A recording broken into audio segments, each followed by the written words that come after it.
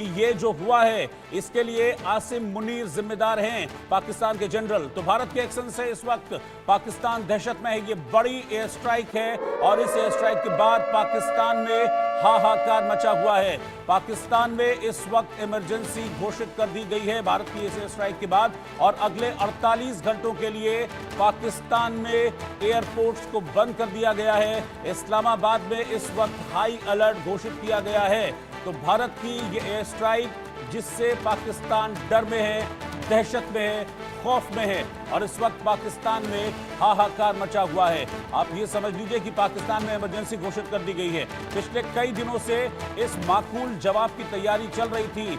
प्रधानमंत्री नरेंद्र मोदी ने यह साफ तौर पर कहा था कि आतंक को हम मिट्टी में मिला देंगे, किसी भी रूप में हम आतंक को स्वीकार नहीं करेंगे। और एक बार नहीं, बार बार ये बात प्रधानमंत्री नरेंद्र मोदी ने कही थी, पाकिस्तान को चेताया था। और अब आतंक के उन अड्डों को तबाह करने के लिए भारत की मिसाइलें उड़ी और उसके बाद आतंक के 9 ठिकानों पर आग बनकर बरसी हैं भारत की ये मिसाइलें। एक बार फिर से मैं आपको बता दूं कि ये पूरी तरीके से ये मिसाइल ऑपरेशन था, किसी भी तरह से बॉर्डर को क्रॉस नहीं किया गया। भारत की मिसाइलों ने पाकिस्तान के 9 ठिकानों पर अटैक किया है। मैं आपको ये भी बता दूं कि जो बहावलपुर, मुजफ्फराबाद, कोटली, ये वो इलाके हैं जहां पर मेजरली ये स्ट्राइक की गई है। कुल 9 ठिकाने हैं जिस पर भारत की तरफ से एयर स्ट्राइक की गई है, जिसके बाद पाकिस्तान में इस वक्त दहशत है और इस वक्त पाकिस्तान में इमरजेंसी घोषित कर दी गई है। अब पाकिस्तान के प्रधानमंत्री शहबाज शरीफ कह रहे हैं कि इसका जवाब दिया जाएगा, लेकिन अगर आतंक पर हुई इस कार्रवाई का किसी भी तरह से रिटेलिएशन होता है पाकिस्तान की तरफ से, तो आप ये समझ लीजिए कि भारत का जवाब उससे भी ज्यादा बड़ा और उससे भी ज्यादा जबरदस्त होने जा रहा है। तो ये बहुत बड़ी एयर स्ट्राइक की गई है। 22 अप्रैल को पहलगाम हुआ था, उसके बाद प्रधानमंत्री नरेंद्र मोदी ने चेता दिया था, सेना को फ्री हैंड दिया गया था कि आप फ्री हैं, आप टारगेट लॉक कीजिए, लोकेशन लॉक कीजिए, टाइम लॉक कीजिए और आतंकी अड्डों को ध्वस्त कर दीजिए। और एग्जैक्टली हुआ यही है। थोड़ा वक्त जरूर लगा। 22 तारीख को ये पहलगाम हुआ था, उसके बाद आज ये ऑपरेशन अंजाम दिया गया है। यानी कि तकरीबन 15 दिनों के इंतजार के बाद, 15 दिनों की तैयारी के बाद ये एयर स्ट्राइक भारत की तरफ से की गई है। और इस वक्त की एक और ब्रेकिंग न्यूज, सुबह 10 बजे सेना प्रेस कॉन्फ्रेंस करेगी, पाकिस्तान पर हमले को लेकर डिटेल में ये जानकारी शेयर करेगी। यानी कि ऑपरेशन सिंदूर के तहत जो एक्शन लिया गया है पाकिस्तान में चल रहे आतंक के अड्डों पर, उसकी डिटेल जानकारी सुबह 10 बजे सेना साझा करेगी एक प्रेस कॉन्फ्रेंस के जरिए। हालांकि सेना की तरफ से ही इस बात को बिल्कुल क्लियर किया गया कि ऑपरेशन सिंदूर के तहत इस एयर स्ट्राइक को अंजाम दिया गया, जिसमें पाकिस्तान के आतंक के अड्डों को तबाह कर दिया गया, ध्वस्त कर दिया गया। सुबह 10 बजे भारत की सेना प्रेस कॉन्फ्रेंस करेगी और इस प्रेस कॉन्फ्रेंस के जरिए पाकिस्तान के किन किन पॉइंट्स को एग्जैक्टली निशाना बनाया गया है, किस तरीके से एयर स्ट्राइक के प्लान की गई और उसको एग्जीक्यूट किया गया, इसके बारे में डिटेल जानकारी भारत की सेना की तरफ से सुबह 10 बजे दी जाएगी।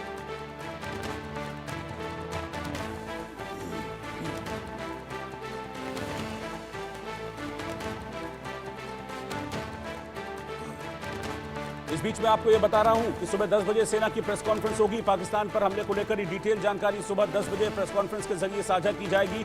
इस ऑपरेशन को यह भी जानकारी मिली है कि रात 12 बजे के बाद अंजाम दिया गया ऑपरेशन सिंदूर को, तो पूरी तैयारी थी। और मॉक ड्रिल को लेकर कहा गया था कि आज अलग अलग मॉक ड्रिल की जाएगी और इसी बीच ये बड़ी एयर स्ट्राइक कर दी जाती है भारत की तरफ से।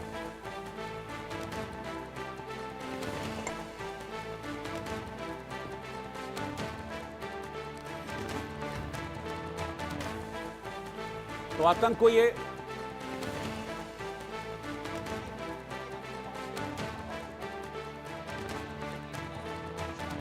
तो इस वक्त की ब्रेकिंग न्यूज में आपको बता रहा हूं, ये जबरदस्त जवाब भारत की तरफ से आतंकवाद को दिया गया है। टारगेट लॉक किया गया, लोकेशन लॉक की गई, टाइम तय था और उसके बाद ये एयर स्ट्राइक की गई। और इस वक्त हमारे साथ बीएसएफ के डीआईजी आर के भार्गव साहब इस वक्त जुड़े हैं। भार्गव साहब, इसी तरह के जवाब की उम्मीद थी। कुल 9 आतंक के अड्डों पर यह एयर स्ट्राइक की है भारत ने पहलगाम के जवाब में। माकूल जवाब है पाकिस्तान के लिए। हाँ, देखिए, जो भारत ने जवाब दिया है बड़ा लपा तोला जवाब दिया है। इसमें उन्होंने पाकिस्तान के किसी भी इंस्टॉलेशन को, किसी भी सिविलियन एरिया को या किसी भी उनके आर्मी इंस्टॉलेशन को टारगेट नहीं किया है। उन्होंने चुन करके आतंकियों के जो गढ़ हैं या जहां आतंकियों के कैंप हैं उसको टारगेट किया है। अब इसके बाद ये पाकिस्तान के ऊपर है कि वो क्या इसको एस्केलेट करना चाहता है, एस्केलेट करना चाहता है और वो भारत के ऊपर अगर काउंटर अटैक करता है या कोई भी अपनी काउंटिंग की कार्रवाई करता है तो इसको ये माना जाएगा कि भाई ठीक है, अब जो है पाकिस्तान को भी सबक सिखाने का समय आ गया है।